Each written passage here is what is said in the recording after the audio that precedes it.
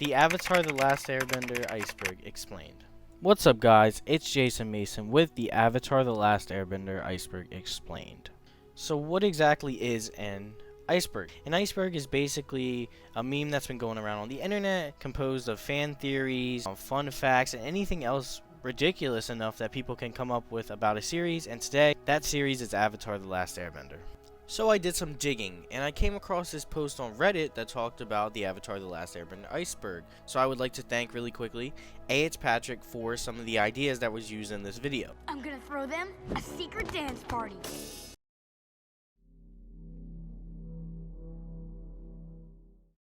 Cabbage Corp. So we all love and know the local cabbage merchant from the original Avatar The Last Airbender show. And observant watchers of the second spin-off show, The Legend of Korra, know of Cabbage Corp. However, what most fans don't know about Cabbage Corp is that it was made by the local cabbage merchant only after his restaurant cabbage stand was failing. After countless tries and failures of trying to make his cabbage stand work, our local cabbage merchant, who was the gag of almost every episode that he was in, decided to go in a different direction, which was ultimately the technological company known as Cabbage Corp. The Cabbage Corp technological company is ultimately a little bit different than the old cabbage stand. Many fans ask the question, how exactly did he get the money for Cabbage Corp? And this much is actually unclear. It is never specifically mentioned how exactly the cabbage merchant was able to fund this entire company. No! Not my Cabbage Corp!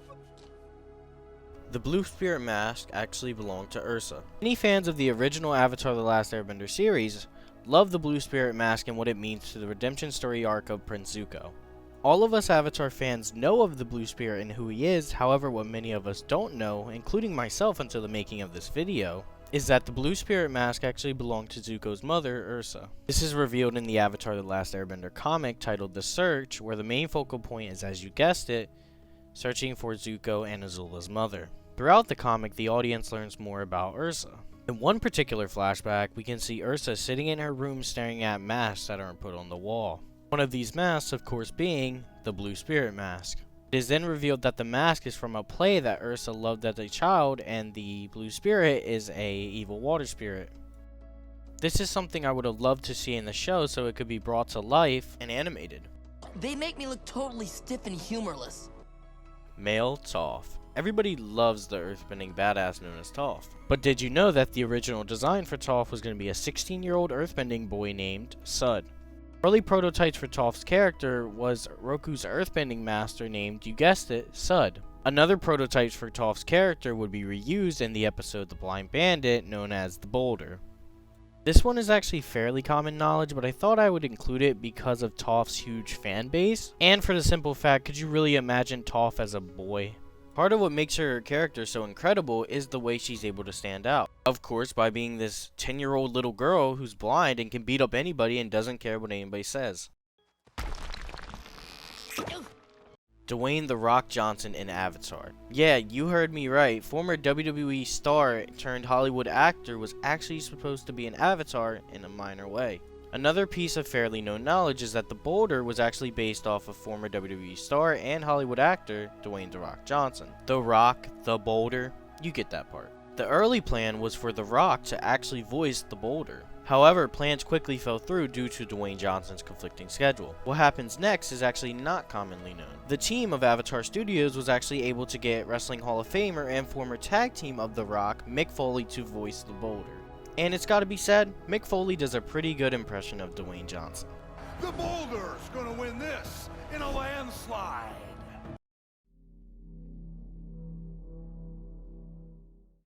Getting deeper into this iceberg, we're now on layer 2, and let's kick it off with Hama and the old warship. Of course, we all remember Hama. She was the first evil waterbender introduced in the show, and she introduced us to the true capabilities of waterbending. Hama was also the first waterbender to do bloodbending, and she was the first waterbender to ever give us nightmares with bloodbending. However, Hama wasn't always as evil. Hama was a part of the Southern Water Tribe, and she was the main contributor at taking out the old warship that is shown in Chapter 1. This is the same warship that Aang and Katara go on to in the very first episode of the show, which ultimately makes this a really cool fun fact if you ask me. Congratulations, Katara. You're a bloodbender. So this one is actually more fun fact than it is theory, but I thought I would include it regardless. Every book or season actually starts on a boat. This one was actually a surprise to me, but yeah, every book, book 1, book 2, and book 3 all start on a boat. I know what you're thinking, you probably don't believe me, but look, here it is in book 1, here it is in book 2, and here it is in book 3. Well, what does this mean? Well, it means that the Avatar world is actually controlled by boats. Nah, I'm just kidding, it really doesn't mean anything. But it is a cool Easter egg that I bet a lot of casual fans actually didn't know. You haven't seen my staff around, have you? The Painted Lady is actually Princess Yue. You heard me correctly. The Painted Lady that actually helped the poor fishing village in book 3 is apparently rumored to be Princess Yue. This is of course the same Princess Yue that was from the Northern Water Tribe that was apparently connected to the Moon Spirit and turned into the moon. After digging around for quite a while, I could find that. Fans of Avatar wanted to know one major thing. Who is the Painted Lady and what does she mean? Most spirits in Avatar have some sort of significance as to why they exist, and the Painted Lady is no different. Theorists of Avatar have come to the conclusion that the Painted Lady is actually Princess Yue. I wanted to know for myself, so I did some research looking for anything connecting the Painted Lady to Princess Yue, and honestly I couldn't find much. What I did find, however, was a video by the Super Carlin brothers that explained who the Painted Lady was, or who they thought it was. I seriously recommend checking this video out because I think they do a better job than I could ever do at explaining who the Painted Lady is. Do this after finishing this video because we have way more fan theories to go into. The Super Carlin brothers actually mentioned the fan theories that the Painted Lady is Princess Yue. However, after doing their own research, they come to the conclusion that this is actually just not possible. So that pretty much just wraps up this entry into the iceberg as just fan theory that was debunked. My first girlfriend turned into the moon. That's rough, buddy.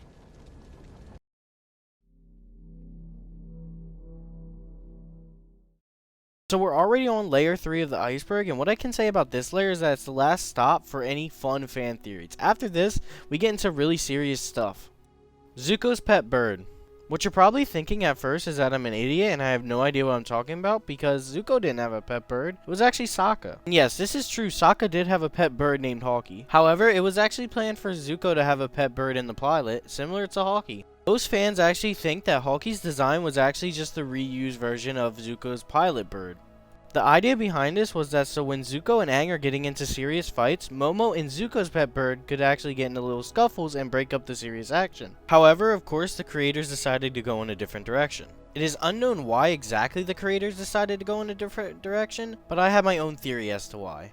My theory is that as cool as it would have been to get these battles between Momo and Zuko's pet bird, that would have been very similar to the battles between the pirates and Momo. I believe that having too many pet companions within the main cast could have hurt some of the magic and mystique that Appa and Momo did have. Well, I was talking to Momo. Speaking on the fuzzy companions of the Avatar world, that's actually the next entry. Naga from The Legend of Korra was actually Appa's original design. Yeah, this big mountain of a clumsy dog was actually going to be Appa's original design and Aang's companion. Of course, this design would get reused in The Legend of Korra as Naga, Korra's main companion. Ultimately, I think the decision to go with Appa as Aang's companion instead of Naga was the right decision, as the personality of the flying bison fit better with Aang and the personality of the stubborn dog fit better with Korra. This ultimately worked out in the end and each avatar got the correct pet companion that fit their personality. I'll make sure Appa doesn't eat all your hay. Robot Momo. We just finished up talking about Appa, so let's talk about Momo a little bit. All fans of Avatar love Momo as this fuzzy little fireball of energy that is just the heart and soul of Team Avatar. So would you believe that the original design for Momo was going to be a robot lemur and not a lemur at all? And honestly, I think we can all agree that the thought of Momo being a robot just doesn't sit right at all. For example, look at this picture of the concept design for Robot Momo and tell me it doesn't look cursed. It looks cursed. Luckily for fans of Momo, this was only a concept idea that got scrapped very quickly in development. The main problem with Robot Momo is that in a series like Avatar, where one of the main focuses is being warm and heartful and spiritual, robots just don't fit in. Drink cactus juice. It'll quench you. Nothing's quenchier. It's the quenchiest. This leads us to our final entry of Layer 3. This entry builds off the previous entry of Robot Momo. In the very beginning stages of development for Avatar The Last Airbender, the series was actually supposed to take place in a futuristic setting. Remember how bad we talked about the idea of Robot Momo? Now just imagine the whole series being futuristic. Yeah, it doesn't sound good. Like we previously stated, one of the best features of Avatar is its spiritual nature and heartful moments that come of the spiritual nature. And with a robotic futuristic setting, I think lots of that would get lost in translation. There is a perfect example of this. Looking at The Legend of Korra, the Avatar: The Last Airbender sequel, it lost a lot of the charm that the original series had. Part of the reason why this happened was the futuristic setting and futuristic technologies that The Legend of Korra had. That led to the audience feeling a bit of a disconnect from the series. Thankfully though, for the original series, the team realized that this was not a good idea and they kept it the way that they did. Hello, Zuko here.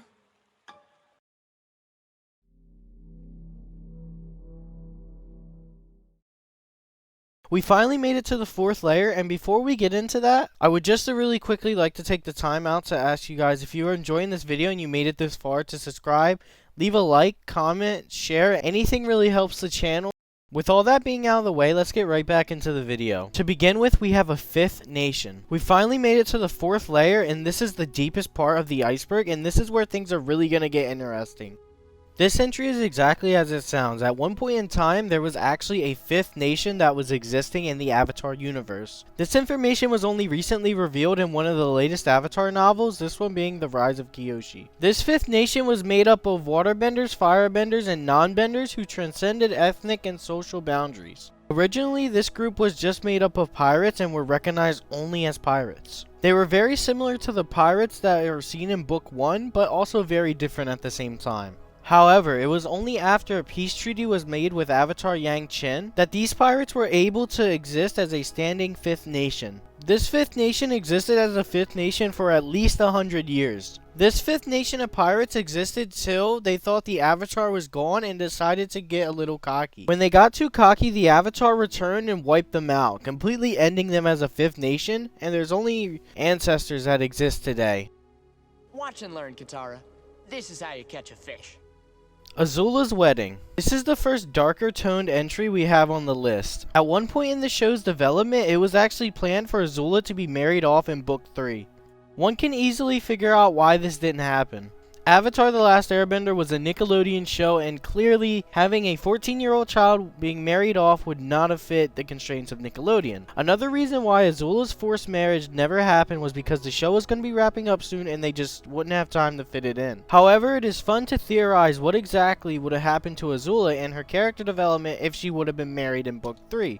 Some fans have even gone as far as to theorize who she would have been married to. Many fans theorize that she would have been married to Chan. Although it is kind of funny to imagine Chan being married to Azula, I don't think this one is possible. I think Chan was just a throwaway character and a villain character. I don't see this one. We also have to keep in mind that Azula was originally planned to get a redemption arc at some point throughout the series, so maybe this forced marriage would have led to that in some way. You could puncture the hull of an Empire-class Fire Nation battleship, leaving thousands to drown at sea. This next entry is going to blow your mind. Aang died in Book 2.